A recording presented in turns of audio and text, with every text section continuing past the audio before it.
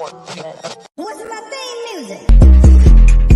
Let's get to the facts, you know something cheap. I'm living plus that reckless shit, being in my bag, bitch. I'm doing real time. What the fuck is wrong with you? What the fuck is you talking about? Who the hell is Kiana, Tommy? Kiana who? Oh, you dumb now?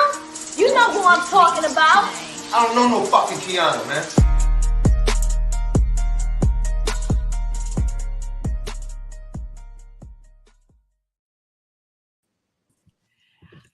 Hi.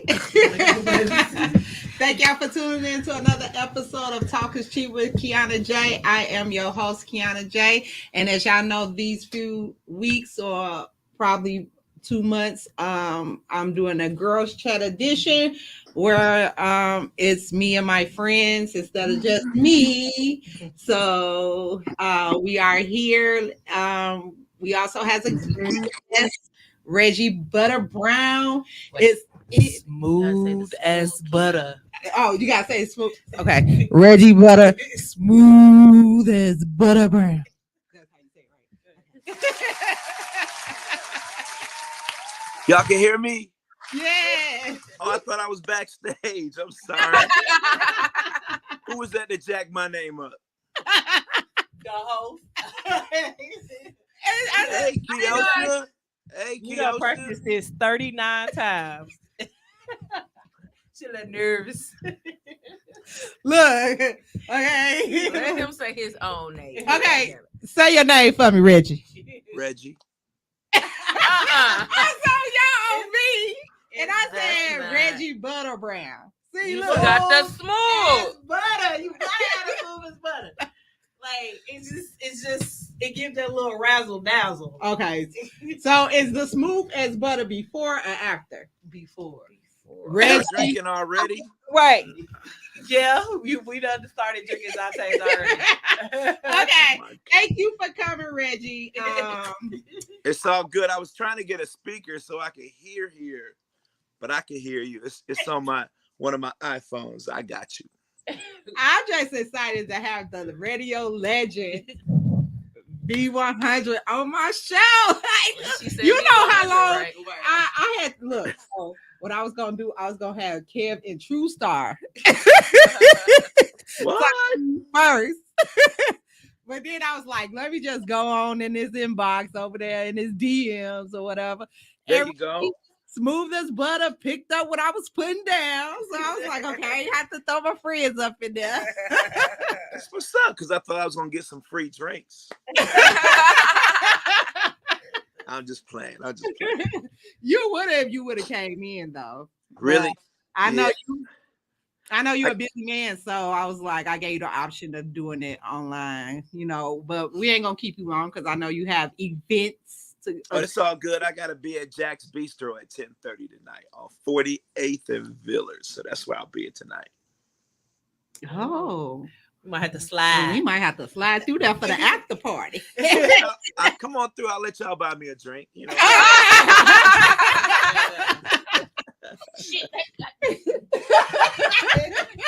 She all right. Then you want to ask him something, Trees? Yes, I would still like my picture from the Christmas party. I would really appreciate it. Christmas party? What Christmas party? But you don't get her started, man. She's been waiting on this picture. Oh, is that True Star sister? Yes. And sister would really want her picture. Because I want to see what I look like in that dress. Thank you. Appreciate you. Let me find out. Appreciate it. Yes. Okay, let me guess. While you looking for that picture, let's get I got started. Reggie Butter Brown, did you? No, Kiana. I'm Yes, do something. Wait a minute, no, this one more fitted. This bitch. We practiced this, Reggie. We practiced, and we just didn't follow Reggie through. smooth as butter brown. Say it right there, Kiana. Yeah. Yeah, there you go. Right, thank you. Now send it to somebody's phone. So I can... Y'all look cute. Oh, y'all was dressed to the God. Yeah, we Because gotta they find that. said get put on your best. Send me that picture. Send it right to my phone. The Sunday's best. Right. All right. Yeah, the name is right there. I see it now. I'm gonna just keep now looking that should at it. remind you. Yeah, I'm gonna just keep looking at it. on your laptop. Yeah. Right there. Mr. Reggie Brown, the Yes. famous DJ, radio personality. What made you want to get into being in radio? Where did you start? Let's go there. Where did you start? Did you get the picture? No, not my phone. Okay, it's coming. All It's right. probably in my phone, and my phone don't do not disturb. Let me It's find sync- my phone. Okay. Yeah. Thank you. Wow. I was in high school, and I used to listen to this guy. His name was Dr. Bop on the radio here in Milwaukee. It just went through. You would know, Tommy, wouldn't you? Hey, I know. Yep. He was rapping before rap existed. I'm a chick chaser and a money waster, all the way from Whitefish Bay to Cudahy. I mean, he was bad. And I was like in 6th, 7th grade. I used to want to be like him. So I just fell in love with music, playing music. I didn't go to none of my high school proms or homecomings. I was the DJ at my high school prom at homecoming, Riverside. And so in my junior, senior year, if you carry a B average, you can go to 2 high schools at once back in the day. This was MPS was popping. Every school had a specialty. Like my dentist, she went to North Division. That was a school for dentistry. Washington was a school for computers. Marshall was the school for radio and television broadcasting. So in my junior, senior year, I went to Riverside in the afternoon, Marshall in the morning, and they taught me so much. And when I got in college, they tried to teach me the same thing. And I went to school in New York. I was like, no, I already know this. So I got out of college and came back home, and I was a film major. I mean, I was into film. So DJing was my hobby. I used to DJ all the clubs back in the day. So a guy asked me if I wanted to be on the radio, and I said, yeah. So he had me part-time, and from then I just blew up. Took a job in Chicago. I was on Chicago for a few years. Met everybody. I came up during the Bulls era when the Bulls were The best time, the best. Yes, time. yes. So I'm a Chicago at the best. there you go. There you go. First championship all the way to the last. I was there. So man, it's just been in the radio. I had an opportunity to work for Spike Lee since I worked with him for She's Gotta Have It. And we flew to Atlanta for school days. And then I got a chance to work. They were going to hire me for Do the Right Thing. But I took a job at WGCI in Chicago. And it was like night and day. Working with Spike, you work like 12 hours a day. But this guy said, I just need you on the radio for 4 hours. And he wrote down what he was going to pay me. I was like, wait, all of this in 1 year? Right. The rest was history. Even though I got bored just because I was in Chicago. I was new to Chicago. I was on from 6 to 10. I used to come on after Tom Joyner, my mentor. I used to come on after him. But during the day, I was bored in Chicago during the day. So my grandmother went to church with Oprah's mom. I went to church and asked her if she can get me a job at Harpo Studios, and she did. So I was Oprah's floor director. I worked there for 3 days. I started on a Wednesday. I worked on a Thursday. Friday was the day she didn't film. So I was on my lunch break on Friday, and my friend Dina, who I met there, she said, she picked up the phone and said, there's somebody on the phone for you. I was like, really? My name was Jammin' Dave in Chicago, but they asked for Reggie Brown. I said, nobody know me as Reggie Brown. And she said, it's a Marv Dyson. That was the president of the radio station. So at GCI. So he said, hey, man, I know you're a filmmaker, but you got to make a decision. Either Harpo or Gannett. That was the name of the radio company. He said, I know you're a filmmaker. Don't worry. We'll do some stuff for you in the days. You'll visit schools and stuff. And the rest is history. So I quit Oprah. But it's all good. It's all good. Here I am today. She hired me. She called me on the request line and asked me if I would host her niece's birthday party, Alicia. Alicia got a restaurant out in Waukesha. It's called Pat's Ribs out in Waukesha. Google that and go out there. But anyway, I hosted the show, and here I am today. Long story short. Okay. So your name was Jammin' Dave, right? Jammin' Dave Michaels in Chicago. The Okay. reason why they asked me to change my name, because when I was here in Milwaukee, I was part-time, but the guy, Rick Thomas, I just found him online too. He didn't want me to go to Chicago. So when I got to Chicago, the boss, my guy, Jimmy Smith, who hired me, he said, you know what?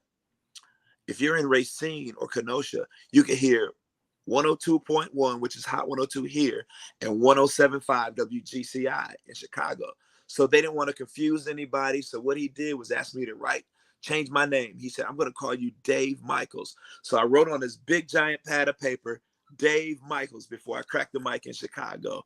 And Yvonne Daniels, the first Black lady in radio in Chicago, gave me the name Jammin' Dave Michaels. And a guy named Herb Kent, they got together and said, we're going to call you Jammin' Dave, because the show really used to jam that I was on. I was on from 2 to 6, Saturday and Sunday in Chicago. And then out of nowhere, they just asked me to work full time. So I took it. I was going to deny it at first, but my daddy said, boy, if you don't take that money, I'm going to kick you out the house. That sounds about right. That sounds about right. It's Yeah, all about the bag, ain't it? It was a lot of money, and I couldn't believe it. I thought I was robbing these folks. I'm like, damn. Until I found out what Tom Joyner and Doug Banks was making in the morning. They were called the Turntable Brothers. They had the same attorney. His name was Sal Foos, who robbed them later. That's another story. He was a Jewish guy. But they both were making $645,000 a year. That was $11.31 a minute. Wow. We broke it down, and man, they were making a lot of money. I thought I was making money. They were making the money. So Let me hold some, Reggie. I know you still right. Yeah. Hey, Reggie, this is I'm producing the show. You can't see me, but you can hear me. This is Tommy. I had a question. They just randomly just give you names, just like off the street. Like, hey, I'm gonna call you Dave. What's up with that? Like, well, they asked me. Well, Jimmy said, I'm gonna change your name because you don't. He said, because you don't sound black and you don't sound white. I'm gonna make you Dave Michaels. Oh, okay. So like Jamie Foxx, you know, whenever exactly like Jamie Foxx, right? So they didn't. People didn't know if I was black or white, so it was crazy. So, but it was good to have an alias. I could cash checks in Jammin' Dave Michaels. It's good to have. I remember these girls, they were stalking me. They came to the apartment building where I was living at, and they knew I lived there because they saw my car. And I saw them on the camera trying to find my doorbell. Dang, they couldn't find it. They couldn't find Dave Michaels. But I was under my real name, Reggie Brown. So it was crazy. What made you switch to Reggie Brown? Back to Reggie Brown? Yeah. I'm from Milwaukee. Everybody know me as Reg here. They don't know me as Jammin' Dave here. So. Okay. So I'm from Milwaukee. So yeah. So, but yeah, in different cities, like people that you see on TV to this day, some of their names are not real. They just sound good on TV. You'll be surprised. You're like, damn, that's your real name? Yeah, right. Oh no, I Google everybody that I'm like, oh, your real name is what? Okay. Yeah, you'll be surprised. You'll be surprised. That's why, you know, why I be so angry when people call me Tiffany, and I hate it when Facebook made me change my name, because I work too hard for my name, True Star, for people to keep calling me Tiffany. Right. Yeah. So, and I feel like those are two different people. Right. You know what I'm saying? Like, yeah. Well, when you cussed that boy out, I think you was niggas. Because baby. So you're an amazing DJ, by the way, True Star. You're an amazing DJ. I love you. I was about to ask you, Reggie, smooth as butter brown. Do you call her True Star or do you call her Tiffany? It depends. I get caught up sometimes. But it's True Star. Like when I'm recommending her to other people, I'll say, yeah, DJ True Star. Call True Star up. Yeah. I gave Sean your number and stuff, by the way. I'm sorry, but we did a great thing this weekend. Yeah, it was amazing. That was really nice. Yeah, it was really nice. What made you make the transition back over to Milwaukee from Chicago? Did Milwaukee offer you more money? Okay, so I was in Chicago from before y'all was born, 88 to 92. I was already here. Oh, she was here already. Okay, I was young and thugging, and then they tried to get me something to do something. I didn't re-sign my contract, so then I came back here from '92 to '94, and then I got a call back from Chicago. This guy Barry Mayo, man, I love this guy. He called me on the request line. He said, "Hey, Jammin' Dave, it's Barry Mayo." He was the owner of a radio station. Let me tell you about Barry real quick. Let me tell you, his name is Barry Mayo. Never been to college. He just had the gift of gab. He's from Brooklyn, New York. And he loved me. He was my competition when I was in Chicago. He owned V103 and another station, and I was on GCI. We were real competition. And I met him in the club one night, and my ratings had came out, and they were super. So he said, "Hey, Jammin' Dave, Barry Mayo, I'm just here for an event, and I just wanted to meet you." He shook my hand, and he bought me a bottle of Dom Perignon. I was like, "Man, who is this dude? He ain't dead."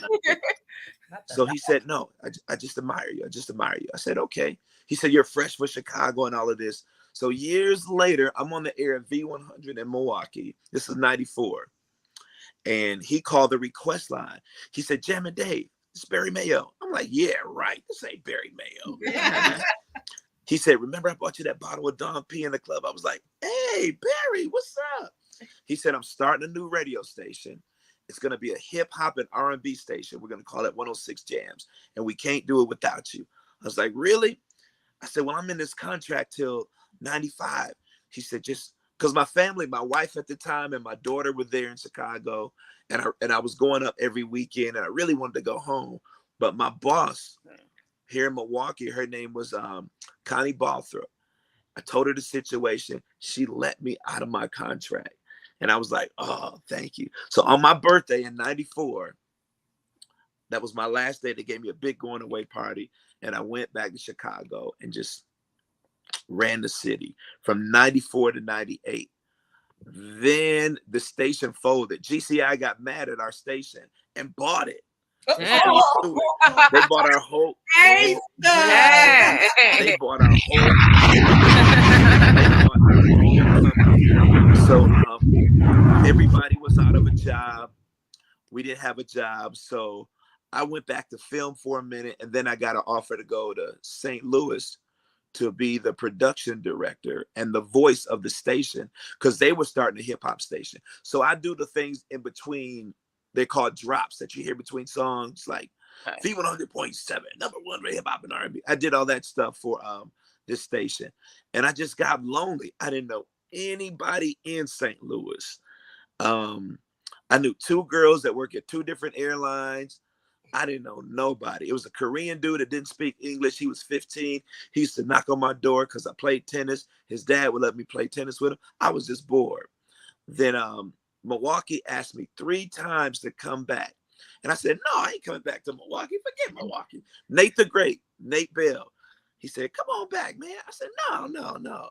So one day, when the Bulls in '98, when the Bulls won that championship, I was watching a game on a Sunday, and my daughter, who was 5 at the time, she called me, "Hey, Daddy, I miss you." I said, "Hey, baby, how you doing?" I said, "Well, we had a little conversation." Then she said, I said, "Baby, I got to go now. I got to go get something to eat." And she said, "You want me to bring you a Happy Meal?" And she was here in Milwaukee, and I just started crying. I was like, "Oh, man, I miss my little girl." So just so happened, Nate called me a 4th time and said, "Man, this is it." I said, "I'll take it." I don't care. I don't care what the pay is. I just want to be by my baby. So here I am back in Milwaukee. That was November 2nd, 1998. I've been back since then. And you have since. Yep, been back since then. So, and I'm still here. You enjoy Milwaukee though.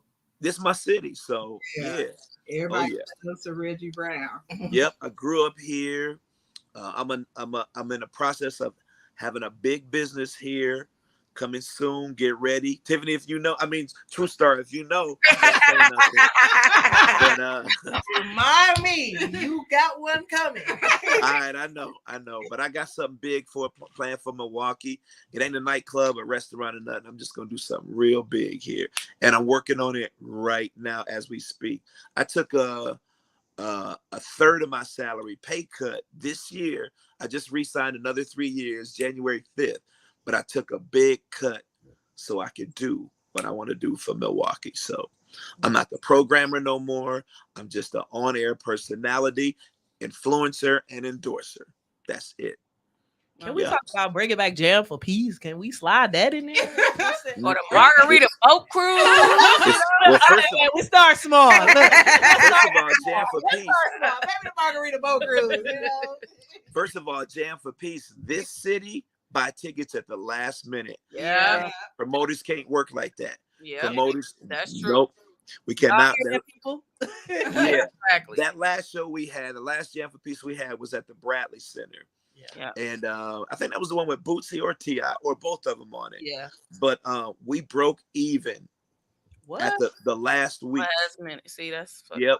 We can't operate like that. Promoters can't operate like that. That's why we say get your tickets early. Money. Yeah. Yep, exactly. Even though the Bradley Center put $50,000 down for T.I., and we went half on everything because we promoted it. They put the big money down. Some of the acts we didn't have to pay, but yeah, it was rough. It was real rough. So corporate said, nope, no more. Milwaukee's just a slow city. Can we? Do you think Beyonce will come to Milwaukee? No. Can we afford $1,000 ticket? No. No. But Chicago about to sell out. the way these people been talking, No, they coming social out with media. that money. I know. I ain't never seen so many people. People been owe me money talking about going. They about to sell some ass. That's why. Yeah, I know. We were supposed to have Drake here May 30th of last year. And I still got the email on my phone from the folks. They were gonna have it at where the Brewers play, American Family Field. But they canceled that at the last minute. Ain't no money in Milwaukee. Yeah. They said we'll put this show in Chicago where it'll do good. Yeah. Yep. So this is what they did with the Future concert too. So they put Future in Chicago. Didn't mention Milwaukee. Yeah. He sold out. He sold out the Wintrust Arena, and then after that sold out, then they put the show in Milwaukee because it's cheaper to come to Milwaukee to see a show. Yeah. Yeah. To see the Bucks play, to see the Brewers play, it's cheaper. So, yeah, ain't no money in Milwaukee. Sad to say. So, Yeah. Lizzo will be here. I mean, that's a Lizzo. different caliber. oh yeah, that's a different. Yeah, that's at where Summerfest grounds, ain't it? Yeah. No, No, it's at the arena. Yeah. At Pfizer Is that Park. the arena? Okay. Yeah. Okay. But I feel like that's still a different crowd. If we want to, how can I say, the napkin colored people would attend that. too. Yeah. You know what I'm saying? So Okay. they Yep. don't wait till the day Yeah. of. Yeah, So they wait. everybody got tickets Yeah. to the Yeah. to the Yeah, concert. she an all around artist. Yeah. Yeah. So those Even are- Taylor Swift. I'm surprised Taylor Swift coming here, man. Woo. Yeah. Because they got, again, like she said, the napkin color people Mm. is going Yep. for these tickets in advance for their Yeah. kids and stuff. So, Yeah. That's Yep. That show probably sold out already. Taylor Swift. yeah. Because I see her pop up, I'm like, I don't know. You know, I'll be back in Memphis. You know, I live in Memphis. So I'm like, I'll be back in Memphis. But I might Yeah. take a trip to come see some Lizzo. I like her. Yeah. Yeah, I like Taylor Swift, what she's doing for the culture as well, because Yeah. she don't want nobody bootlegging her tickets. Nothing. Uh-huh. Everything is one price, no expensive Beyonce tickets. That's Yeah. Taylor. That's Taylor. She real cool. She's real aware of what's going on. I Yeah. met her and didn't even know I met her. I asked if I could help her. She said, "Oh, I'm okay, thank you." She came to the radio station. We got 6 stations. It's a country station. She came. I just noticed a whole bunch of people by the front door. And then I saw this tall girl walking in the studios. And I was eating some leftover Chinese food. So I took it to the microwave and then I was bringing it back. And I was like, "Can I help you with something?" She said, "No, I'm okay. Okay." And then I said, "Well, if you need me, I'm right in here." And she said, "Okay, what are you eating?" I said, "Some Chinese food. You want some?" She said, "It smells good." She said, "Well, no, thank you." I said, "All right." And when she left, I found out it was Taylor Swift. I never even heard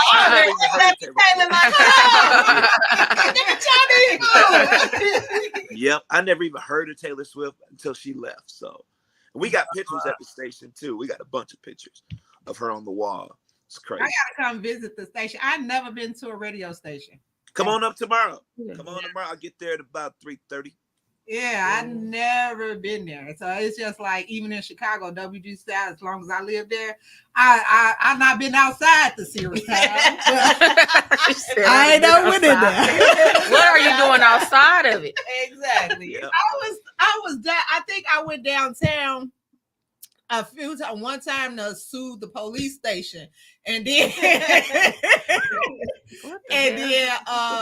I was wasn't expecting that story. Okay. I was in the audience of the Jerry Springer show. So yeah, that's how.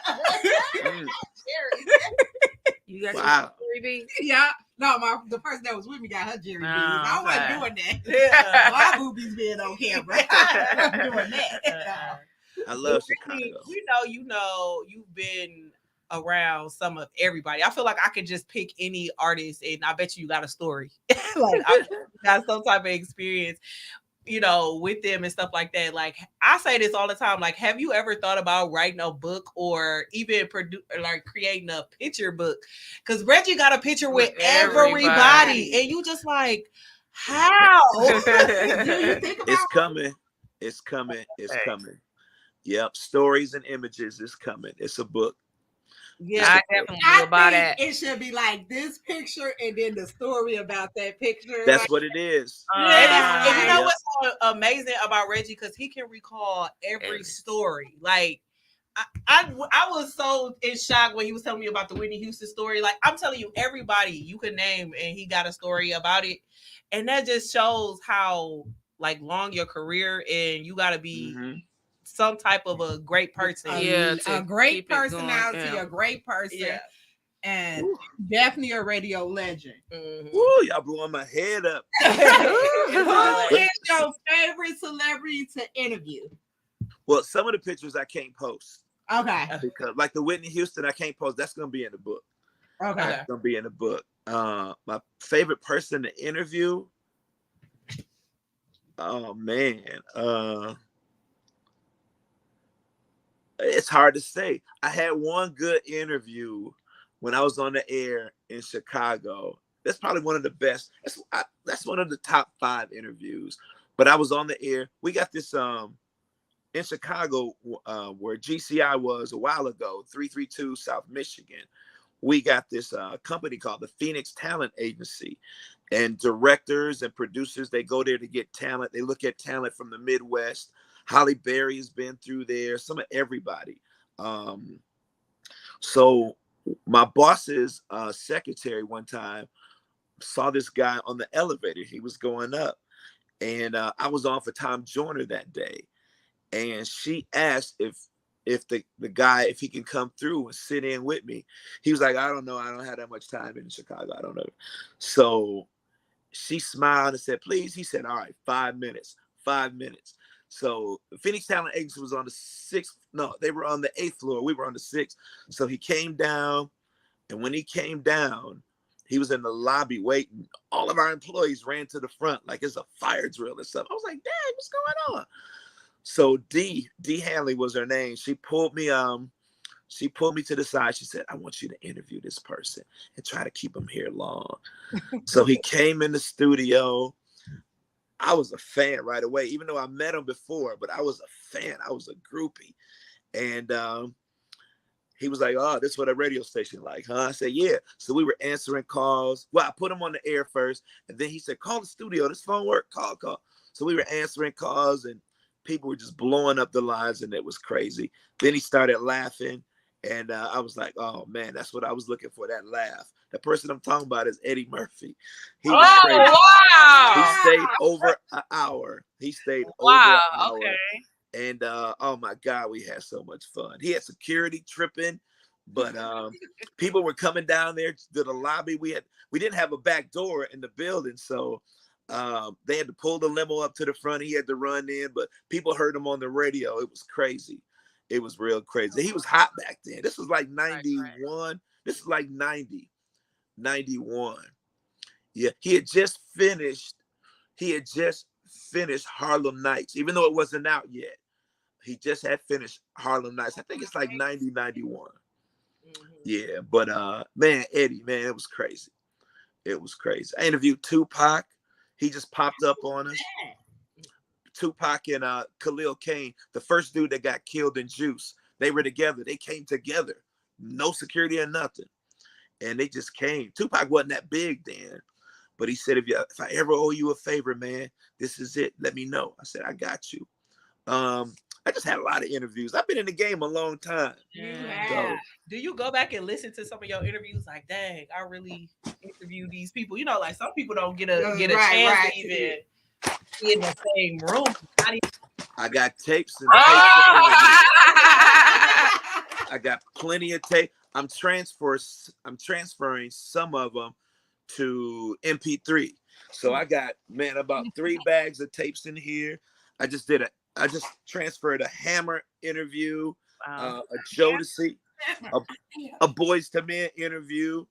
I was in Chicago, and my barber who used to come to the station to cut my hair, his name was Pat the barber. He got hit and killed by a bus, and a city bus. It was on the curb. It came up on the curb and hit him. That's another story. But so that day of his funeral was the first day that I met Boys to Men, and they came to the station, and I told them about Pat. So they sung It's So Hard to Say Goodbye while his mother was on the phone, and they put his name in that song. And I got it on reel to reel too. I got it on cassette, but that made her day. That was so special for her. And they were young. They were hungry too. Boys to Men. They were hungry. I wish I could show y'all some pictures. I know, right? to put them up, but yeah, that was something. That's one of the stories I'm gonna tell in the book too. So I can't wait for this book. Right? Okay. We've been saying this for years. Like I'm telling y'all, like Reggie got, and I think what's so great about it is that you can recall every single thing. You know how like sometimes you feel like people be jacking. You be like, yeah, that really happened. Right. But yeah. When I put the stories up, when I put them up, I tag the actual artist. So maybe they can say something. Say, oh yeah, because Khalil Kane, the guy that died in Juice,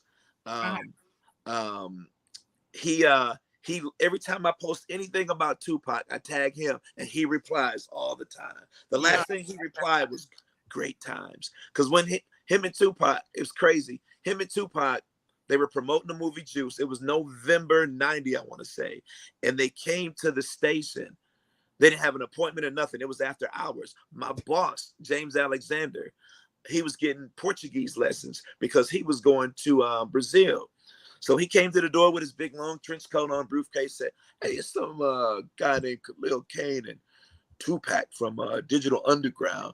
They're here to talk about a movie. You want to let them up? I said, yeah, let them up. So they came in, they were like grateful. Hey man, thanks man. We at the hotel down the street, we just wanted to come to the station. We ordered food. We talked about skating in New York and some of everything. And man, it was good. I didn't have a camera or nothing. I was like, damn. But I got autographs. I got autographed pictures from Pac and everybody. I got all that too. So that was crazy. Yeah. Yeah. Those are the days, man. I've been living my life for real. I've been living. I can't wait to drop this book though. It's gonna come out maybe the end of the year around the 1st, because I got more stories, more books. I'm logging everything on YouTube right now. So this guy's gonna type it up. This company's gonna type it up and put it out there for me. So yeah, it's a lot. It's a lot. Do you have any current interviews that you would say would be in your top 5 versus some of the older ones? Yeah, Kanye, of course. I got 2 interviews with him.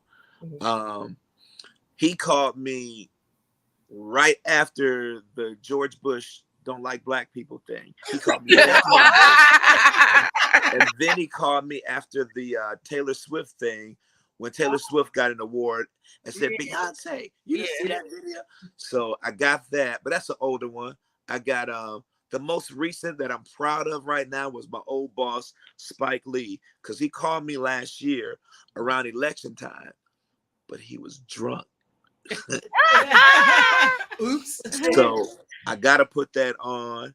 I got a good Scarface interview. I'm gonna get in trouble when I post this Scarface interview because he wasn't drunk or nothing. He was on the bus playing cards, and he was on the way here, and he talked about some people in the industry, and he really called them out their name. He named names. Yeah. He named names. So the interview is 9 minutes long. That's a good one. Who did I do recently though? I got a Rod Wave interview. I got a Dirk interview. I got a Moneybag Yo interview. And you didn't call me on three-way, Reggie. Oh my You bad. know how she is about Moneybag Yo. Oh really? My God. Big Bag. Oh, okay. He was cool. You got to remember, y'all, these people are just like us. They are just like us. They're stars to everybody, but to me, they're just regular people. You know, some people are fronting. You know, I remember Kanye in the studio with the fake Jesus piece. Him telling me just because I'm Kanye, people gonna think it's real. I remember being in Vegas and I was at the Dick Clark's thing. American no. Rock the bit. What are you No. Not the American Music Awards. That's Dick. That was in LA. This was the Radio Music Awards in Vegas. And I'm sitting in this room. It's a lot of radio stations, and the celebrities, what they do is come from table to table. Snoop came to my table, and he just had washed his hair. He said, "Hey man, I lost my earring. Go get me a yellow cubic." And he said, "If it costs more than 30, that means you're getting 2. So give me both of them." I was like, "Damn, he got to do $30." I'm like, damn. Like Little John told me, he said, "Just because I'm Little John, people gonna think it's real anyway." Yeah. So I'm like, "Dag." So I remember being on a plane, and this guy was asking me about my watch. It's a beautiful watch, man. Nice. I said, "You know how much this watch cost me? It cost me 8." He said, 8,000? Wow, really? And his wife was like, "You pay that much for a watch?" I said, "No, ma'am. $8. I bought it from Walmart." And if you see me now, most of my watches are from Walmart. When I'm in the club and stuff, they just make big, pretty watches. And I like big, pretty watches. So yeah, that's what Chad Ocho Cinco said. He said he buys exactly flares. Like, but he wore a fit for 3 days. I can't 3 do days. that. Get his money worth. Yeah, It was Balenciaga. Yeah, he said I gotta get my money out this. Like what? Nah, bro. Nah. Do you consider yourself a celebrity? Nope. I really don't. If I was, you wouldn't see me. You wouldn't see me. I know you gonna see Reggie somewhere everywhere. Yep. But what I'm saying is because like I was scared to hit you up because I know technically you a celebrity. You know what I'm saying? Not to me. That you don't think people not afraid to approach you? You know what I think? I think the Milwaukee look at you, in a sense of a celebrity, but as a legend more than a celebrity. Because I feel like sometimes when you say celebrity, they got the big head and you know what I mean?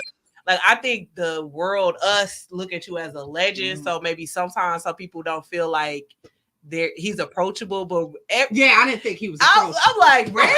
I'm like, Reggie. I looked.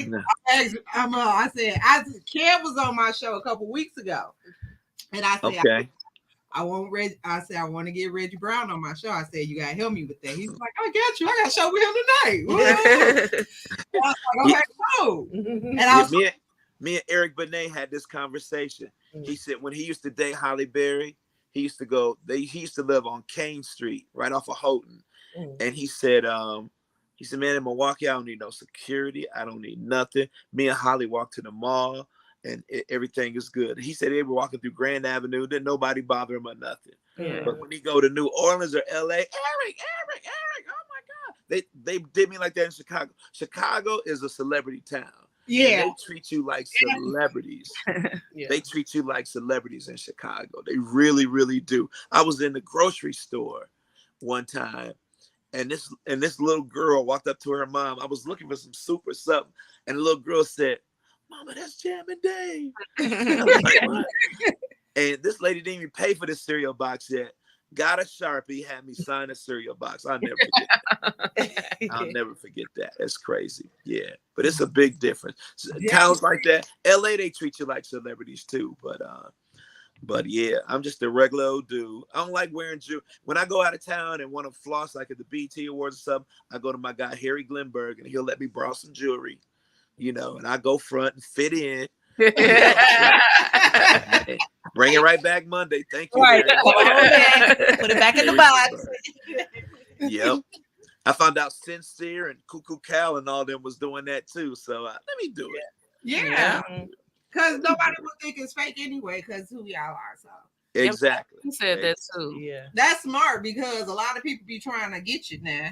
Anyway, exactly. Right. You're right. Oh, I got scared one time on the bus. It was some dudes following the bus that we were. I was on the bus with all the radio folks, and it was 3 dudes in a car, a blue car. I'll never forget when we left the we broadcast live the day before the BET Awards, and then we had a luncheon, and then we walked the red carpet the day before, and then these dudes that were out trying to get pictures and autographs with people, they followed our bus. I was like, oh no, I ain't getting off the bus. I tucked that jewelry in, put it in my bag, and ran right into the hotel. You ain't getting me. No. So how do you adjust to radio now? I feel like us on the outside looking in, like radio is a lot different than how it used to be before. I feel like we used to listen to the radio all the time. Like I rarely listen to WGCI had too many commercials. So how do you That's feel how they get paid with the state of where radio is now, and how do you adjust to, not being how it used to be? Right. It's still the most listened to thing. We got competition now. And competition, I'm talking about your phones, Pandora, Apple Music. You can listen to whatever you want anytime. So it is a lot different. It's not the same. It's not the same. A lot of fun has been taken away. Unless you're in the big cities, New York, LA, those chocolate cities like Atlanta. A chocolate city has more than one radio station playing the same thing. So people think V100 is a black station. No, it isn't. No. We just play black music. This is not a chocolate city, So we have more napkin color listening than anything.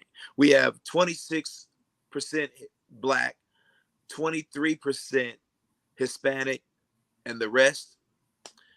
There's folks in Oconomowoc and Pewaukee. How many black folks in Pewaukee and Oconomowoc? Right. So they're all listening too. Milwaukee's just Milwaukee. We got Milwaukee, Brown Deer, Racine, maybe Waukesha listening. A few black folks out there, but Oconomowoc, and I get calls. Hey, this is Judy from Oconomowoc. Can you play? They love our music. So they do. They do. Oh yeah. They parents hate that they love our music too. Yeah. Oh my God! Don't even say that. Oh my God! Oh my God!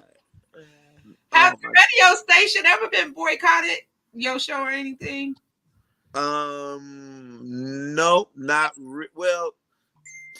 To get me back on the radio when that happened, but no, not really. Not really.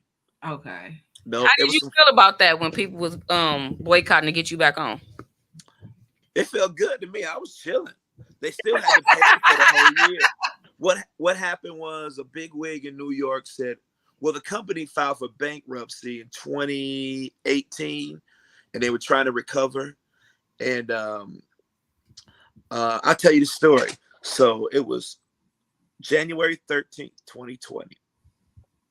I'm at home watching TV. I'm watching Stephen A. Smith, First Take, and he said, iHeartRadio just cut me. It's on a Tuesday. iHeartRadio just cut me. They just cut me. They just cut Magic Johnson. They cut a lot of big sports guys in the industry. And I was brushing my teeth. I was like, dang, iHeart did that. And my phone rang, and it was Bailey Coleman. And she said, Reg, come into work early. I said, for what? Colleen wants to talk to you. She was our GM at the time. I said, for real? For what? She said, just come into work early. I said, Are they about to cut me? Let me know so I ain't got to come in. Exactly. Right. Okay. She started crying and said, Waste your time and gas. I know. She started crying and said, Red, just come in. I said, okay, all right. So I came in, and on the way there, I called my agent, my guardian angel, Mr. Rod. Well, he's an attorney out of Chicago. And he said, don't worry. Remember on R. Kelly's birthday last year, you signed an extension for 1 year? I was like, really? He said, they got to pay you even if they cut you. I said, okay, all right. So I go in, everybody's crying, looking at me. And I thought that they were going to replace me with Promise because we were grooming Promise. Yeah. But Promise got cut earlier in the day before I even got there. And I was like, what? Mm-hmm. So long story short, they cut me and I was cool with it because that's how radio is. Radio is like that. Mm-hmm. But when they cut me, they lost 5 major people that I was endorsing. They lost T-Mobile. I mean, they lost AT&T because when I came back, I got T-Mobile. They lost AT&T. They lost Ideal Image. They lost Mattress Firm, a clothing store, 35th and Capitol, which owns all the fryers and stuff too, my guy, and someone else. But anyway, they asked me to come back. Now, this is crazy. This is how radio is. They asked me to come back a month later, but they wanted me to be on other cities at different time. And I said, nope, I don't know nothing about other cities. I just want Milwaukee. So 2 months later, Bailey called me and said, Reg, they didn't give me the position here that I wanted. They gave me the position. They didn't give me the title. But New Orleans is going to give me the title and the position. I'm going to New Orleans. If you want to be the program director, I can hook it up for you right now. I met with Colleen. We met. Everything was good. I was the program director. So the week before COVID, I signed on as the program director. I was back. Everything was good. Then COVID kicked in. So I became the COVID PD. Everything was shut down. I was like, yeah. So, but a lot of these companies, a lot of jocks that you hear on iHeart works in other cities. I didn't want to do it. I love New Orleans. I'm on in New Orleans sometimes too. So I love that. Shout out to my girl Angela. She's running things down there. But I don't want to be on in other cities unless I'm there. Right. So I'm on in Milwaukee. I keep up with New Orleans because I cover for the 2 guys there. And that's it. But a lot of jocks, like our night guy that you hear, Zach Bug, he's on in 6 different cities at the same time. And he's still considered part-time. And you say he's part-time? Part-time, yep. He'll go in the building at GCI and do all of his shows. And you can pre-record him. It's called voice tracking. So you can pre-record. I'm on from 2 to 7, but I get there at 3:30 and record my whole show and then half of the next day. So don't tell nobody my secret. Okay. But that's what I do. Yep. Yep. So yeah, I'll be up there tomorrow. So have me on the list because I want to see what you do actually. Like, come on. You know what? We haven't had a receptionist since COVID. We haven't. So it's a lot of cutbacks in the system. So call me. How are we going to get in? Call me. Just call me. Yep. Eat this Chinese food. Reg, I'm at the front door. Let me in. Right. Bring some snacks. Definitely gonna bring some snacks. And bring some drink too. How many of y'all can drink on the job? I'll have some Hennessy ready for y'all. Oh, we don't drink Hennessy. What you drink? I got tequila. What else I got? I got tequila.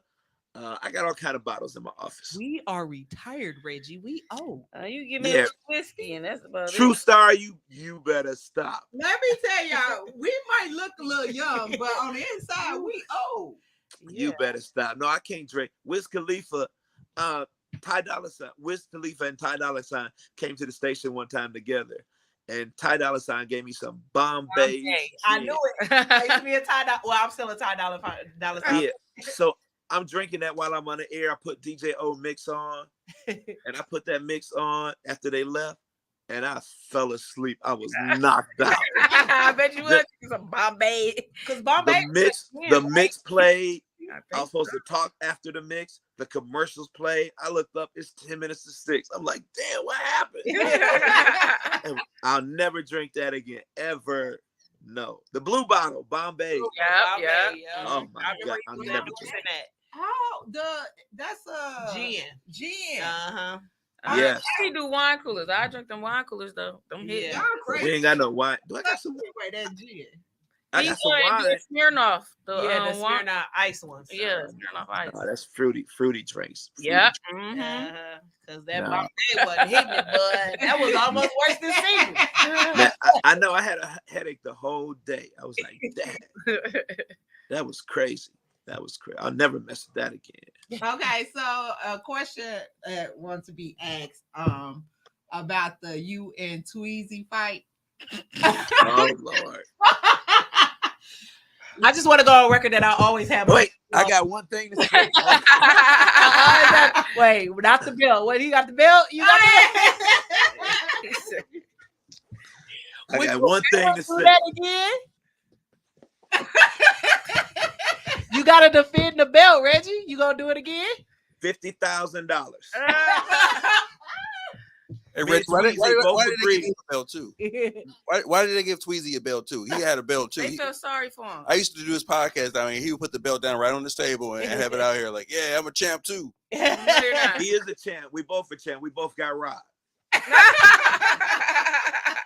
That was the politically correct answer. We both got wrong robbed. that day. The promoter made a lot of money off of this fight. I know they did. A lot. I mean, with the first 10 rows at 150 a piece, selling out, man, he didn't have any. I ain't gonna put all his business out there. He didn't have to put up for nothing. He didn't have to pay for the ring. He didn't have to pay for renting the place.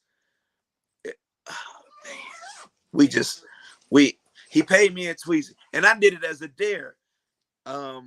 I got $6,000 from this fight. So he came to me and said, how much would you charge to do this fight? I said $5,000. He came up the next day with the money. I'm like, I'm like, damn. Man, we had billboards all over the city. I'm like, what a time to be alive. On King Drive, my mama said, boy, is this you? I ain't gonna lie. You know what I thought was gonna happen? I really thought it was a publicity stunt. You know how, like, because you know sometimes DJs do that too. Right, we have like these fake, you know. And then but you know what? You know what? He made it a tie so we can rematch in February. That's why. Oh my word! All the judges said I won. Yeah, you did. But he made it a tie like that and twisted up. You lost. I couldn't even. People don't know I couldn't breathe. With a mouthpiece, like football players know this. With a mouthpiece, you gotta set it in some water, set it in a microwave, and then take it out and then bite it so it'll gel to your teeth. I had a football one with the holes in it, but I didn't gel it. I couldn't find mine, so my brother had one in his pocket right before I walked in the ring, and the ref said, "I'm gonna cancel the fight if you don't have your mouthpiece." So I put one in. It didn't fit my teeth or nothing. I was just chewing on it, and I could not breathe at all. I could not breathe. Then I messed my hand up, man. Anyway, next question, please. Okay, I got a question. Where's all them pictures at from 618? Them ugly ass pictures. Wait, okay. So, Reggie, I'm going to defend you. Hold on, wait a minute. Because this has always been my theory with the pictures. Y'all can say whatever y'all want to, but Reggie shows y'all the picture when he take it. So if you say yes, if you say yeah, he gonna keep it. But if you say no, Reggie, delete that. Reggie deletes it. On Saturday morning and Sunday morning, you need to wake up early to see what the hell he done posted, because you're gonna be laughing for about an hour. So all the pictures that I ever took in the club, they're not on. This is the page with me with a pink shirt on, and you look under photos, you can see all the pictures. I gotta go back for a good laugh. Oh wait, hold on. From years. And all the pictures from 618 you took, the Oh, people yeah, were yeah. ugly. They was No, okay, the people might not have been like ugly Yeah. in real life. They just took some ugly that pictures. was a ugly. The outfits. I got a few up there. I Me was too. Like, what the hell? I But got that some was, too. Wait, what was I drinking at that time? I blame it on Diddy and the Ciroc because it was that red berry Ciroc, and I know I had to say yeah to this. Man, I got all the albums. They all on here. They on that page. All the albums. Look at them.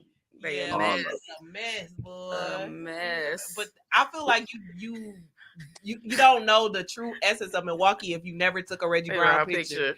Yes, you gotta have not fun. from Milwaukee, bro. Like if you ain't got at least one picture. And people trip. Come on now. People just want something to talk about. That's all. Yeah, that's Some what people- I ain't never known you not to ask, is this okay? Yeah, I let people see them. I want them to see them. Oh yeah. Yeah, you always show them. But I know I blame it on the Ciroc because it was a few of mine that I was like, I told him, yeah. But I'll get calls. Hey, Ain't no hey, way I'm Reg. saying yeah to that ugly ass picture.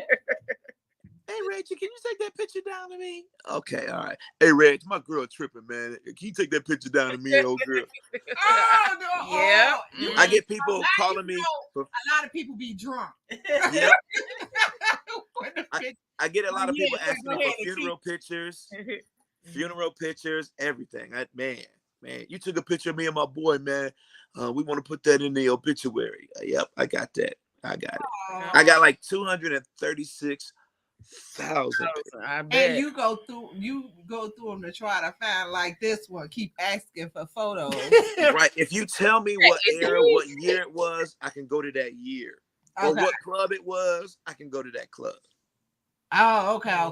Yep. So Reggie, I was at 618 back in 2012. Can you find a picture? I can do that. I can track it down. Yeah. Oh, wow. Yeah. Yep. Reggie Yeah, was I out don't there know. with that camera. I man. don't want none of them. Oh, And yeah. on that mic, he had a mic and a camera. Okay. With a camera. It's And funny. I Let me tell you. for being one of the hosts. Wait, true story though. I feel like in my career, I feel like Reggie Brown is the one that created being a host in the club. I could be wrong, but from my recollection, that's what I remember. And Reggie always had his own microphone. So again, I'm gonna say this, and I'll be standing on it. If you a host, you should have your own microphone. That's right. You got to. I learned. They come in with nothing. They come in at 12 o'clock and want to do a sound check. They don't know how to hold the microphone. They want to take my microphone, drop it in liquor, all type of shit. That's crazy. I love working with Reggie. He got his microphone. You unpack that stuff Saturday. Yep. You got some packing. Like, Yep. I learned that in Chicago. When the guy, a promoter would say, hey, we need you to host. We need you to be at this club like the Click or E2. Come on down.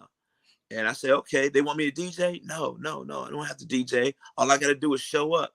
And you get 2 hours. You get $600 for 2 hours. So it's $300 an hour. And the first cordless mic I had a long antenna on the bottom of it. Yeah. So I still got it. It's at my parents' house. It was a Shure. It's like the ones you see on Soul Train. And you pull the thing out, and it's like a radio antenna. But you pull that baby out, and you might hit somebody in the eye with it. And you're still walking around. Yeah. So always got to have your own mic. Always got to have it. The first time I took a picture in the club, we were at Pure. Remember Pure on 2nd in Wisconsin? That's the name of it. I could not think of it. Yes. Yep, Pure. So Pure. the air had went out, and I went outside for some air, and it was an old man walking down the street, and he had a bag full of stuff. I guess he just broke into somebody's car, and he said, "I got a camera right here. You want to buy it?" It was a 1 megapixel camera. It's 1 megapixel, and he said, "Give me $50 for it." I said, "Man, all I got is $50. I'll give you 30." And I gave him 30. And I even know I had more than that. I went in the club and started taking pictures. And that's how it all started. People were asking me for their picture. I took them up to Walmart. It was another Walmart across the street from Denny's on 76th and Brown Deer. And Yep. And my girl, rest in peace, my girl Sheba, she worked in the photo department and she used to develop them for me. Yep. Yep. I had to plug 1 megapixel camera. Wow. $30. 1 megapixel. That look pure. Right? Yep. And I've been taking them ever since. I noticed that you do a lot of local events, like with the Sean Henson, which was I never known of him until that day, and his music is bomb. When that I'm going to download it. How many events do you actually do in a week's time? Child. He can't probably count. Pull up his Palm Pilot. Okay. Because check my Palm Pilot. That's what I'm saying. Like how, like 4, sometimes 5, sometimes 6. But Sunday is family day. I try not to do nothing on Sunday unless it's a concert or something. But when I'm just laying around or I'm just playing this Call of Duty, I'm on Call of Duty when I come home from the club. I'm ready. You know what? Back in 21? Back in 21, in February 21, I bought this and haven't even opened it. Wow. Do you know somebody who want that right now? You know what? I'm gonna post when I post this clip. I'll make sure I post this clip. You know how many people go hit you up? Right, like let me get that. I haven't even opened it yet because my brother said I need a 4K TV for PS5. I'm like, no, I don't. I just had this big one mounted. It's a 60-inch, and it ain't 4K, but it's good. I still play my 4 on it. I got a PS4 Pro, and I use that. So I'm just using that. But I'm gonna plug that big boy in. I'm gonna plug it in. You don't even seem like a gamer. Like what? All I play is Call of Duty. Look, you look like you just sound like you just call him by his name. He's like, hold on, we about to pull up. I got all the Call of Duty games. All I play is Call of Duty. These right here, 2K21, 2K22, not even open. I don't even play them. They're not even open. I don't play them. My grandson will come over. This is the only other game that's in there. The Legos game. That's it. That's it. Baseball, I don't play. Soccer, I don't play. I don't play none of that stuff. But I got them. They send me the 2K free. They send me the Madden free. They send me all of that. And all I got to do is take a picture with the video and post it. But they don't send me Call of Duty. I got to go buy that. They vote every time. Well, I go buy it. See you after this. right. Man. Like every time. I think he played Call of Duty. Well, let's send him that one. That's all I do. I'm a camper. All I play free for all. If y'all know about it, free for all. I'm a camper. I be getting that, folks, too. You know what?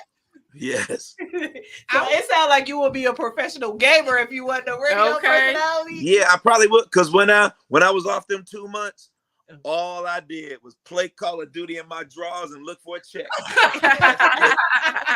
Man, I had snacks. I got fat too when I was off. I had snacks, my snacks lined up, everything. I'm shooting folks. I camp, and people hate when you camp. It's free for all. The first one to get 30 kills wins. So it's 8 people in a room. You got to shoot each other. So people want you to run around. But when I got a big gun, I like to hide behind something and then sneak out. Bam! And people hate that. They really do hate that. It's called camping. People hate that. But the gun I use, yep, the gun I use is so big, it makes you slow when you run. So I ain't let nobody just kill me. You got to work for this kill. Now, I enjoy the talking mess part. Like when my son be playing game, I be like, y'all give me the headphones. Yeah, exactly. One of the kids was like, who mama on here? Yep. I be on them all the time. Got my turtle beaches. Shooting folks up. Arguing with them kids. Yep. I'm shooting them up. I got my I rotate 3 controllers. But yeah, I be lighting folks up. I love my gaming. That's too serious. Okay, so I'm gonna go into a little serious question because I am technically a relationship podcaster. You working as much as you did that interfere a lot in your relationship and family life? When I was married, no, because when my daughter was born, I told my wife at the time, you don't have to work. You don't have to work. Just stay home. And she did till my daughter was 5. She's in the military. She did her army thing. But after she was 5, we got separated and she moved back here and she started working. But no, if I wouldn't play, I play Call of Duty to keep me out of trouble. Because if I had a woman, I would want to be with her all the time. I'm a face dude. I love face. I love kissing. I need to be around my girl all the time. I'm single right now, so I just play Call of Duty and keep it moving. Are you looking? Am I looking? No. It'll come to me. It will come to me. But I mean, I don't want to just have sex with somebody. I want to be in love with somebody. So nope, it's cool with me. It's cool. I've been there and done that. I've been celibate since about June. And me and my brother got this bet. So, shit. It's always going to a bet. So if I mess with somebody, and I keep it real with, if I mess with somebody I told him I could go a year. I done been a year before. I done did a year. I done did about 14 months. Then I slipped up a few times. But yeah, I'm trying to go to June something. It was the week of Juneteenth. And if I do it, I get $100. So that's me and my It's little brother. $100. Hell no, it's not worth it. It's not worth it. $100. I tell them all the time. I said, once you get used to not doing it, it's easier. Like, hold on. But the prize is only $100. I need more than that. I'm not trying to say that I was a hoe coming up. I'm not trying to say that, but you get tired of stuff. Yeah. You know, and I don't bring nobody to the house. Nobody can come to the crib. I don't want nobody breaking my windows or nothing. I live in a bat cave. So, but man, I've been in the game a long time. Since high school, you know. I remember there was this girl I met in Chicago. Oh my God. I think she would have been perfect for me. She was so fine. She was an aerobics instructor. She had a scar on her eye, but her eyes was light brown, short haircut. When I stayed in Chicago, I stayed at the spot Prairie Shores. I stayed at Prairie Shores. And she came over one night after the club, and I'm in the crib sitting on the patio, and she made breakfast. It was a Saturday. I had to go to the station. I had to be on from 2 to 6 on Saturday. And she made breakfast, and we're out there chilling. And she looked at me. I had a beater and my glasses on, my shades on. And she said, "You don't even know my name, do you?" And I said, "No, I don't, ma'am." I said, "Girl, yeah, I know your name. Your name Vanessa." She said, "Okay, all right." So she took the plates and went back in. I'm still sitting out there. And then I go in, and she's gone. And then I go in my bathroom, and I see Michelle and lipstick on my bathroom. You did not call her. I said he didn't know her damn name. You should have just told the truth, right? She changed her beeper number. That was because beepers was hot back then. She had a 2-way. She changed that. I had a phone. I had a cell phone, a big cell phone. And man, I haven't seen her since that day. She would have been the one. Man. And all you had to do was say, "You know what? I Michelle. know." Michelle. You know, you could have see. That's why I say truth. You lie when the truth will do. I know. I mean, I was out there bad like that. I was out there bad. There's one girl. Her name is, and I'm trying to. She won't answer my calls. Or she works for Jada Pinkett, Red Table Talk, and y'all can Google her name. Her name is Dina. Her name is Dina Craig. Well, her real name is Dina Williams, but she goes by her ex-husband's last name, Dina Craig. She worked for Oprah. That's who I met at Oprah. That's who answered the call. Her name is Dina, and I've been looking for her. She works for Red Table Talk. She used to work for Jerry Springer. She used to work for Judge Mathis. She worked for a senator in Texas. Her name is Dina, Dena Craig. You can Google her. Her picture pop up. But me and her, we were like this in Chicago, and she looks like Dorothy Dandridge. But anyway, but she and I'm telling this story. I hope she hears it and call me. But one day we had just moved. I moved from Prairie Shores to Lake Meadows, and I had got a new love seat. It was a beautiful love seat. But we had rented this movie from Blockbuster. I think it was Fried Green Tomatoes or something. I don't know. But I was tired. I was sleepy, and her name was Dina. So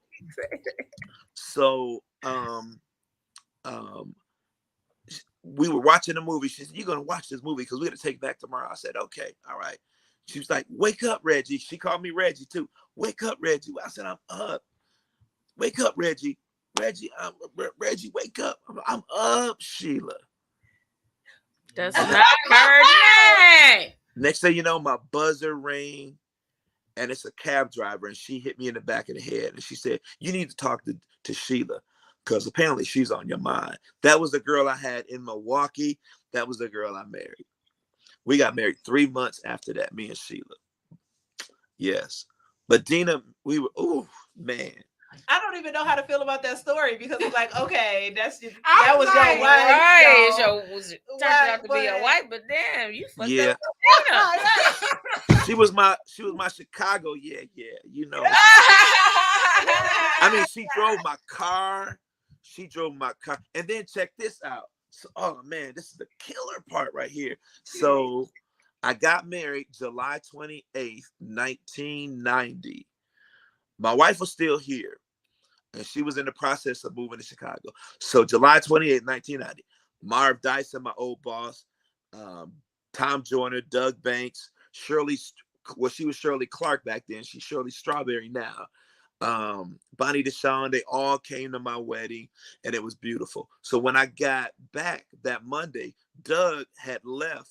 He was on vacation all week. So I was on his morning show. He starts his show at 5 a.m., 5 to 9. And they do something called Front Page at 5:30, where all you do is no music. You just talk about the events over the weekend. So I'm on the show. I just had got married that weekend, and they start talking about my wedding. And it was cool. Everything was good, done with the show. And then Dina was there. I had to go back to pick up Dina, but my car was jacked up. My boy Don drove it for me. He fixed it for me and drove it. So Dina didn't hear me on the show talking about getting married. Her cousin did. So Dina didn't say nothing the whole ride. Didn't say nothing. So we went up. My boy Don Davis, I got to call him. Anyway, long story short, me and Don and Dina are in my apartment. And Don said, "Dina's been in the bathroom for about 30 minutes. I was like, "What?" So Don left. I went in there. "Dina, you okay?" Opened the door. She had her mascara all down her face. She said, "You got married this weekend. Didn't even tell me." And then she cried. I cried. It was, oh, man. Oh my God. It was so. That's make it even worse. But long story short, her husband, because she got married, she was only married 2 years. Her husband, who was an FBI agent, didn't know that I paid for her limousine and her wedding dress. That's it. Is that an exclusive? Look, You know, drop the bomb. What That's is an exclusive. I gotta.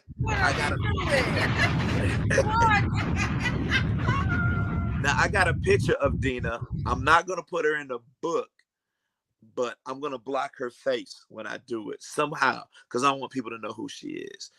Yep, I don't want people. My boy Harrison Kern knows her, and Harrison is best friends with Dina's best friend, Trisha Mann, this model. She used to be married to Malik Yoba, but Trisha told Harrison that Dina doesn't want to talk to me. I'm like, oh man. It's bad. That's enough. I'm getting too personal. Damn. Hey, What's going on? I like this. You know what? We do that to people. That's too personal. But wait a minute, now I'm confused. Like, so do we need to go find Dina or do we need to go find Sure? Wait, what was her name? Michelle. Both, if you can. He Shit, both. said both. Michelle, if you out there. Searching like, Oh my God. Michelle Lawson. Great shit. Michelle Lawson. If you find her, I will pay you. If you find her, I promise you you. don't pop out with one of the events like. Okay. If you can get either one of them, to call me, I will pay the person that does. That's no lie. On All right, everything. now you remember you yelled out 5,000 and you end up fighting Tweezy. Oh man, trust me. Those are my girls. Me and those girls had connections. Both of them called me Reggie. So while I was in Chicago. See, and that's the crazy part about it when it comes to stuff like that. You lose the connection with the person, and then you don't get that connection back. And then you Right. messing on it like, damn, I messed up with this person. That's Yeah. what I do. And that's what happens. That's what usually happens, you know? Yeah, because Now, when I got married, they ain't talking to you, you know? Now, it was a bunch of girls that I were with. I don't even know I can't remember their names. That song, Dave Hollister got One Woman Man. That's like my theme song when I get a woman. That is. Because Right. a lot of men don't get that wise until they get older. Exactly. And I tell folks that all the time. You are so right. You get tired of it after. I ain't gay or nothing. I'll never go gay. Right. Yeah. But you get tired of the same old thing. Yeah. And Lord, I flirt with a lot of women to this day because it's my job. Our target demographic are women 18 to 34. Well, now 18 to 49. That's our target demographic for a radio station. When McDonald's, Burger King, Toyota, Chevy come to V100 and say, hey, we want to spend $100,000 a month. Let me see your ratings, 18 to 49. If we're not in the top 5, they're not spending a penny. So I got to flirt with these ladies. I got to play the songs they like. I got to do all of that. So, and I flirt with a lot of women all the time. So that's my job. But which one do you like more? Do you like DJing or hosting more? That's a tough one. I really like DJing. I do like it because that's how I started. It took a whack DJ to make me come back from because I retired from DJing 2 or 3 times, but I was at this show at the Riverside Theater. It was packed and the DJ was horrible. The DJ was absolutely garbage and it was making me look bad because I'm on the mic and I hate a whack DJ. I've always hated a whack DJ. So I said, forget it. Oh my God. Don't let music speakers be too loud. Oh my God. She go up and fix it. Yep. This ain't how you do this. Right. A DJ, Tiffany, I mean, what's her name again? True Star is a great DJ because she knows her crowd. Yeah. She knows women are out there. Take care of those women. And that's what I really, really love. Right now, we're going to put up a GoFundMe to get her a new controller. We're going to get her a new one. We're going to put up a GoFundMe. Let me tell you, she hold on to stuff forever. I had to buy new headphones. Her headphones, oh my God. It was falling apart. And I know. Sentimental though. I offered to buy her some. I bought pick out some. I'll get them. We're not doing this anymore. They started with me though. And the only reason why I don't have my NS7, the one that I started with, it just completely stopped working. Oh my God. I couldn't find nobody to fix it. Man, we're going to get you a controller. You got new headphones? Yeah, I got us some. But she I can't don't use headphones. them. I don't use She can't use them now. So why not? Because they're wireless. Wireless? Okay, I got some wired stuff around the house. I do. I'll get you some. Or if you pick out some, send me the bill. Or send me a screenshot of the ones you want. I will pay for them. Send me a screenshot of the headphones you want. No. That can fix my old ones. No. It's a new year.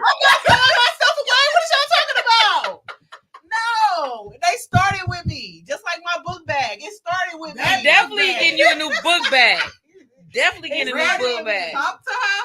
But take them to 72nd and record head at 72nd. They'll fix them. See, I'm They'll taking fix my headphones and get them fixed. And this is not 72nd and about me. Greenfield. It's not about me. This podcast is about Reggie. Y'all Yep. get on me. Reggie, do you still got the first stuff you started with? Hell no. Fantastic. Hell no. I mean, when it comes to keyboards and stuff like that, drum machines, I never get rid of my keyboards or drum machines, but not DJ equipment, no. The mixer I had was from Radio Shack. No. I remember Radio Shack. Yeah. Everybody started with a Radio Shack mixer. The speakers I had was from my daddy and mama and daddy living room. No. All that stuff is gone. Sentimental. Like, I feel like it just tells my story. Like my equipment tells my story for me. Ain't nobody thinking about that. I just feel Not at like all. it's falling apart. You just need new stuff. Yes. Yes. You one of the baddest DJs in this city. You can't be walking around with broken headphones. That's right. But I got a story on how they got broke. So I just feel like The patrons don't know that. They're just like, who the fuck is this? And she up there like holding it like this and shit. Man. Talk to her. I be trying to tell her. Sure. Man. I was using her thing and cut my finger once. you forcing it out. You know some buttons missing. You know some knobs are missing. The hookah thing fell. Oh my God. I got a story about each situation. Oh my You know, God. he got stories. Why I can't have my story? Not them One day that's gonna mess you up. I'm telling you. I remember Tony Neal, we told him to use a Mac computer with Serato that works best with it. We at the Onyx, which is Oasis now. Bobby Valentino there. It's so packed, Bobby can't even get out the DJ booth. Tony got the crowd rocking. Next thing you know, his HP computer crashed while Bobby's singing. Wait, knock on wood, because I still got my HP. I don't How like did that. that turn out? Oh my God. Bobby's like, what's up, dog? The ladies all around the DJ booth, security can't control him. His computer crashed. Oh man, it's old HP computer. Was they able to finish the show? Acapella? No, acapella. The music couldn't start. When the music didn't come back on until about 10 minutes. People thought it was time to go. It was like 12:30. It was crazy. It was crazy. He used a Mac now, though. I tell you that. Yeah, But it shouldn't have to take that. Just get the stuff. Yeah, I know. So, It's crazy. Reggie, I'm going to close you out because you got a gig in a little bit. How much longer you plan on doing this until you just can't do it no more? Till I can't talk. And Well, Reggie got a mic. He gonna I know that's right. Man, I might be on a oldie station. Yeah. That was Rich Homie Quan from 19. You got the voice with the late night, overnight, the midnight. Yeah. Quiet Storm. The Quiet Storm. Quiet Storm. Yeah. I can do that. Yeah, that was Keisha Cole, Love. Remember that song? Oh, ask your mom and daddy about Keisha Cole. Y'all don't know about Keisha Cole. I'm gonna be an old dude. I'm just saying that's an example. I'm gonna be old. Keisha Cole gonna be old when I start. But no, because with my new business, I'll still be able to be on radio because I can do it from home. No.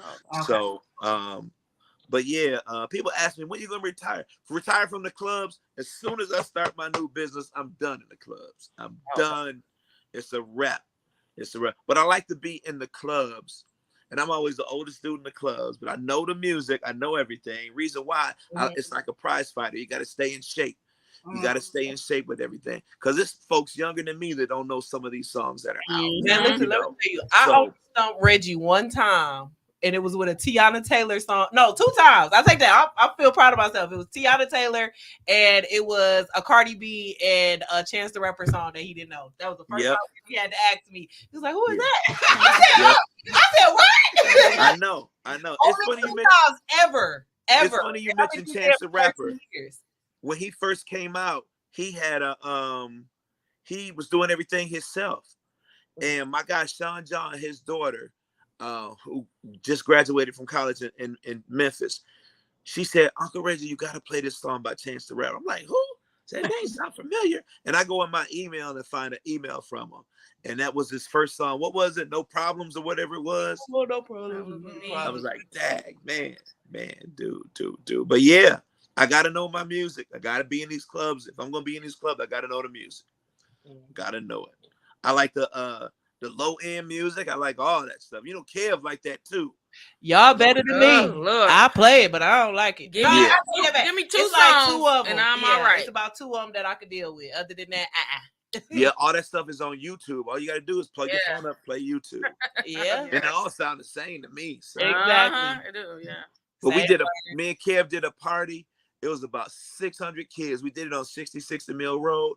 All he did was play from the iPad, and the crowd, I got the video. The crowd was crazy. These young kids, and it was so musty in that place. And they didn't care. They were Still gyrating. Right. Oh my Them hips. God. I'm like, if I see another person do this, Oh my God. These little girls. multiple dances. Y'all got the same two.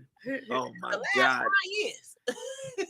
It was crazy. It was, oh my God. But it was hot, and they were twerking and doing what they do off these little low end songs. Kev was playing everything from his iPad. I'm like, I'm glad that ain't my daughter.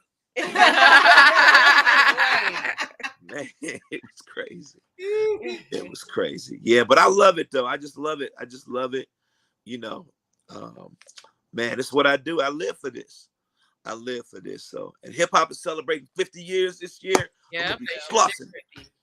I gotta 19 watch the Grammy 50-year tribute. that was That good. was Oh, dope. I didn't watch Yeah, that was I dope. didn't watch it.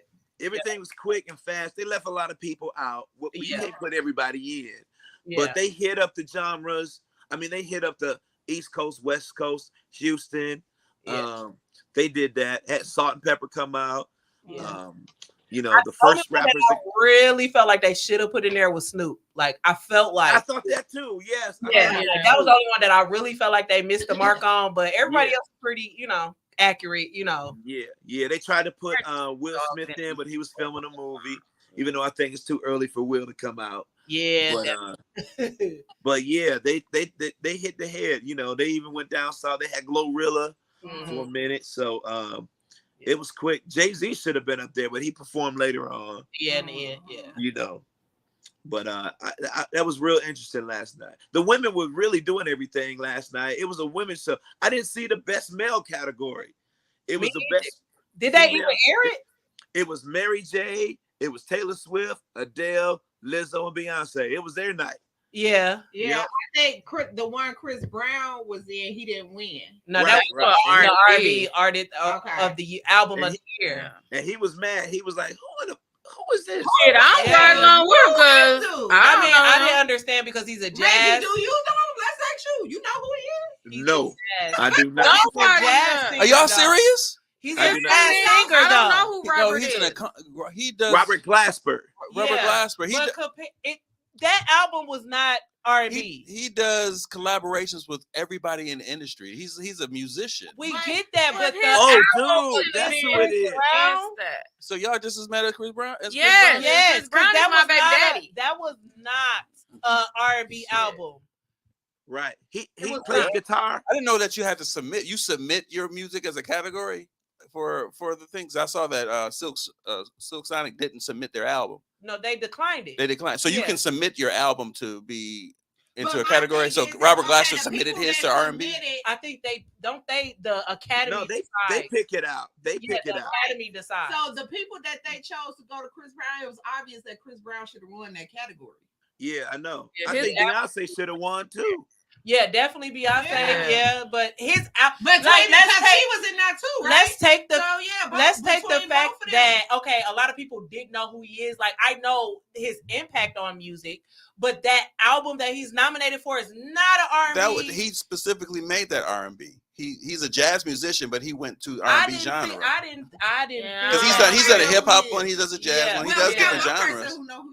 I'm surprised that y'all don't. I'm like, wait, no, I knew he was a producer, but honestly, I didn't know he was an artist. But when I Googled and listened to the album that was nominated, I'm like, this is not R&B. Like, it's R&B in his category. Weird, I guess.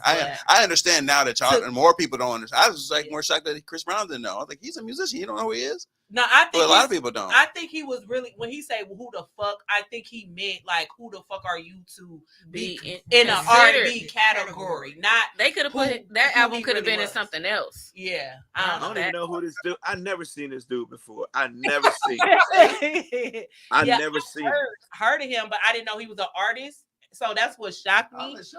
But then when I actually listened to the album that they nominated against Chris Brown, like what? We knew I felt like everybody, even the people in the audience, the other people in the category, just knew Chris Brown was about to win that. They snubbed. They snubbed him. No, I want to snub them. That's crazy. Yeah. Right. But again, that's us. We need to hold our awards more higher than these other awards, than the napkin color people. So that's what it comes down to. He ain't gonna win the Soul Train Award. You don't think so? Robert Glasper. Oh. No, he won. He what? What he say? He gonna be in the Soul Train category. Oh yeah. Oh, they gonna have Charlie Wilson in that mug. right. You gonna be like, nah, I don't know, Chris. I don't know. Well, Reggie, I want to thank you for doing this interview. I hope you enjoyed yourself with us three ladies. Of course, I ain't getting no drinks or nothing. You know what? I'm gonna see if we can get up there where you at, so I can get you a drink for actually coming out. You know, no Taylor Port. No Taylor Port. No, we don't Taylor Port. We don't drink Taylor Port. We on the same train with you. I only drink that in the summertime. Yeah. Really? I don't even drink. What did you drink when it was that rain? It probably was some salsa water and cranberry. I don't know. It was clear though. It ain't had no squiggles. It was 1738 fruity. Hell no. With orange juice and grenadine and all that good stuff. Surely. But if we don't see you tonight, I am still in True Star car tomorrow to come to the studio. Yeah, come on up. Come on up. Pull on up on me. It's all good. Bring some snacks or something, you know. Yeah, I'm gonna come up there. I want to see what you do. So I definitely want to come see you. I thank you. I know you got an event to go to. I appreciate you picking up what I put down, Mr. Reggie, smooth as butter. Brown. Oh my God. Did he say that? Right. Okay, I'll just make sure before we get off again. Okay. Thank y'all for tuning in to another episode of Talk is Cheap with Kiana J. I am your host, Kiana J, and this is another episode of your girl chats for the month. If nobody told y'all today, I'm going to tell you, I love you. Bye. What's my theme music? Let's get to the facts, you know talking cheap. I'm living for some reckless shit, being in my bag, bitch, I'm doing real fine. What the fuck is wrong with you? What the fuck is you talking Who about? the hell is Kiana, Tommy? Kiana who? Oh, you dumb now? You know who I'm talking about. I don't know no fucking Kiana, man.